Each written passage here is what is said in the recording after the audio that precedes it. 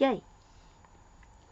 Hello viewers, welcome to my YouTube channel Curiosity Box, and this is a movie review of Frozen 2. So here's my ticket to prove that I went on Wednesday, November 27th. I'm filming this on the Friday after November, so that would be November 29th. I would have filmed it yesterday, but I always have a tired recovery day after going out to the pictures, and we went for pizza after, so it was a big day out, so I had to have my recovery day. But now I'm filming it on Friday, so I might have forgotten a few things, but I went to see it in 3D because I love 3D. Eventually I got the hang of my 3D glasses. I made a breakthrough and I realised that don't push your 3D glasses right next to your own glasses, because then you get condensation from your breath in between the sets of glasses, and that's why it was fogging up on my lenses. So I moved my 3D glasses to further down my nose. So, and then everything looked much better. Much better. So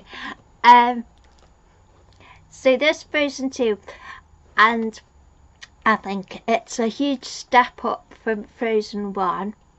Frozen 1 is brilliant, but I loved it. This huge step up because, well, first of all, Olaf is reading books now, so I loved that he's just spouting all these things from books. And that I love that, and I love that he was the one who did his summary of what happens in Frozen 1. I love that bit too. This review is probably going to just be me saying, I love that, I love that, I love that. So, this is all out of order now because it's been 2 days. My memory's not that bad, but let's start with the songs. The songs, I loved the songs. My only criticism about the songs is that I don't remember them. I loved listening to them, and I loved the atmosphere of them, and they were beautiful on the screen. But when you come home and you think of it and you think of singing them, I usually I'm very good at remembering tunes and melodies, but this time I don't remember any of the melodies from Frozen 2. Frozen 1 I remember all the melodies, and you could totally reel off Let It Go and Build a Snowman, but Frozen 2, the songs are brilliant, but they don't come to mind when you try to sing them. I can't remember the tunes at all. When we got home, I was just talking to my dad and said, what did you think of the songs? And he says, oh, I can't actually remember them now. So the music is good as you're watching it and when you put the soundtrack on, but as soon as you've got nothing to listen to, well, me personally, I think they're very forgettable. They're beautiful songs, but very forgettable. They're not memorable enough to just sing them absent-mindedly while going around the house. So that shows how good the songs are in Frozen 1, that they're so memorable and easy to sing. My favourite moment, my favourite song was Kristoff, Lost in the Woods. Ah, I totally went, my sort of masculine side, I felt like total, yeah, let's do boy band, it's totally rocking. I loved it. It was total cheese, total piss, it was total piss take of boy band songs, like, but I also thought it sounded like the music by the band Chicago. I thought there was a hint of Chicago about it, so I thought I really loved it, and when the credits came on and it was repeated, I totally sang along to it. and it was amazing. That was my trans mask euphoria, non-binary masculine euphorianess with that. I loved it so much. And then my happy flapping started after that song. I was like, ah! And then the Show Yourself, I think that's the sequel song to Let It Go, more than Into the Unknown. Show Yourself song, that was very sort of more like feminine bits coming out, and like, and also the being the relating it to being autistic and saying, yeah, this is me, kind of thing. And I loved the bit where she jumped over the pillars, like the ice columns, when she leapt over the ice columns. That was beautiful. So, and there was a moment when she was doing that with her new outfit on, and I thought Elsa was quite sexy. So that was a pick.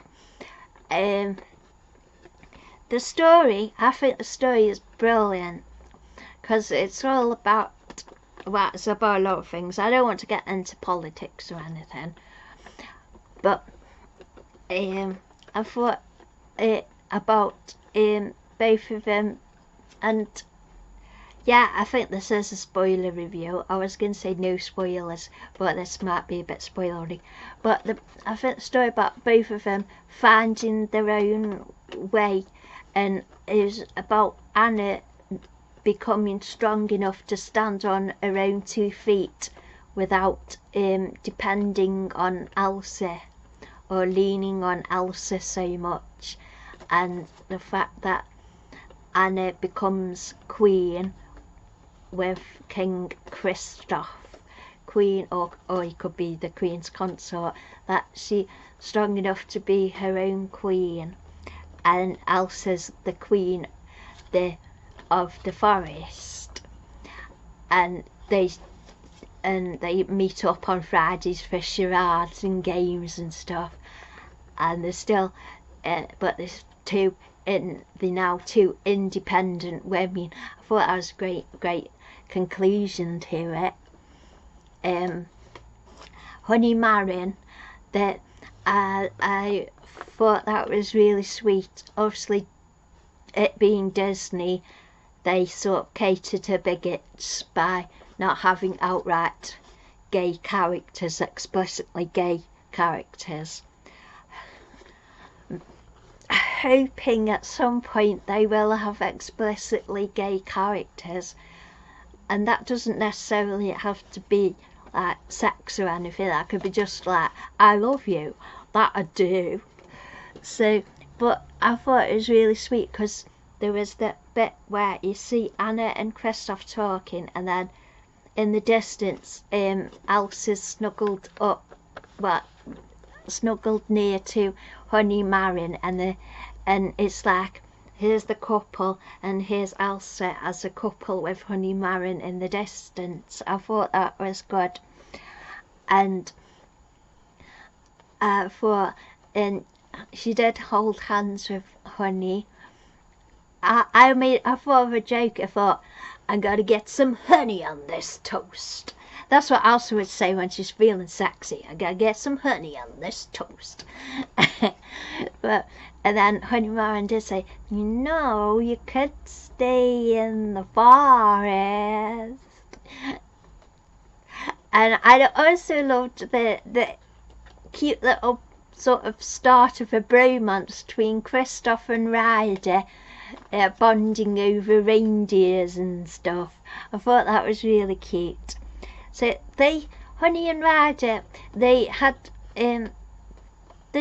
less of a presence in the movie than I expected them to have, because I got couple of the books before I went to see the movie, and talked about their characters, but they weren't really very big characters in the story. They didn't get that much to do, really. But Honey did sing the song with Elsie. Well, it was just a line she sung with Elsie, and that was sweet, and they were bonding, so that was good. So I loved I loved the show yourself sequence, and then she finds, and just Elsie's sort of what I don't know how to describe it. Elsie's ecstaticness to find where she belongs and who she is, and this is who she is. I thought I loved that.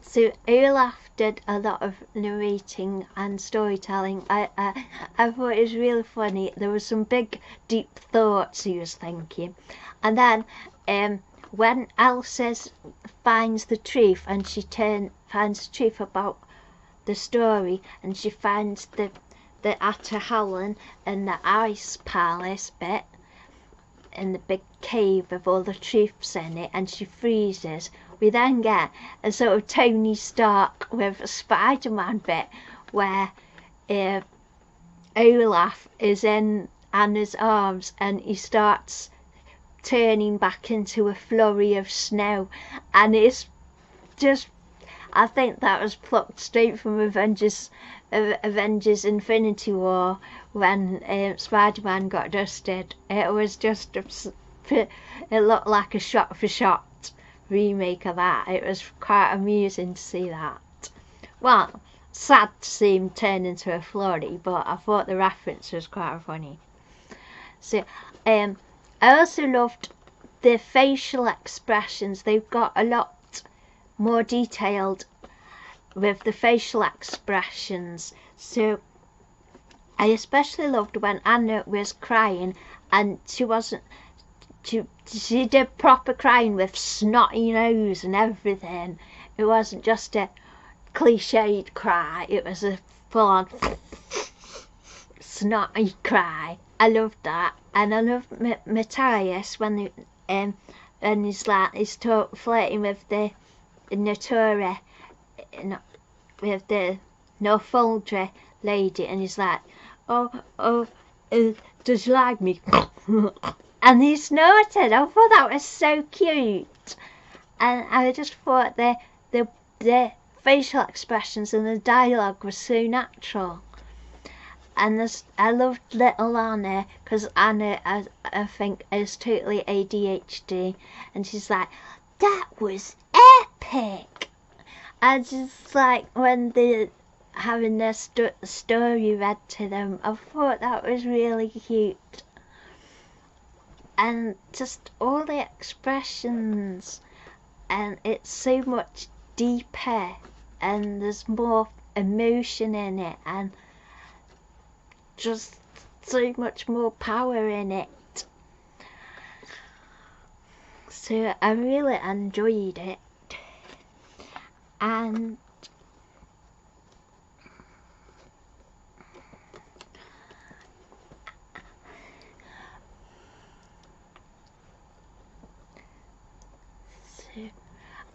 the also there's that the little cute scene after the credits.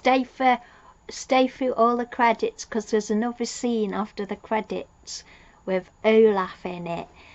I thought that was really cute, because it's like and then he talks to the audience, and then we see who he's actually talking to. I thought that was a really cute little extra, because I always stay for the credits all the way through. Oh yeah, that was my point. I have bought the dolls, some of the dolls and the figures. We just need the Honey Marin and Raja Natura doll set to come to England, because they are, and the King Agnar and Queen Aduna with young Anna and Elsa set to come to England, because they are Target and Walmart exclusives. But it's only America that has Target and Walmart. The rest of the world doesn't have Target and Walmart, and it costs loads for customs to get them. Because you get customs charged if you get stuff from America. So can we have the Honey Marandolls? So we can play our romantic fantasies out, please. Because I like the American exclusives at the moment, but there's a whole rest of the world who would probably, a few of us would probably like to get the Honey Marandolls. So hope they come to actual English shops soon and are available to the rest of the world soon, because that would be nice. Because I do like collecting the dolls for both drawing purposes and because I like to have solid items that remind me of the stories and stuff. So hope we get the Honey Marandolls soon. So I really enjoyed seeing Frozen 2. It was lots of fun. So that is my review of Frozen 2. I hope you have enjoyed this video, and thank you for watching. Yay!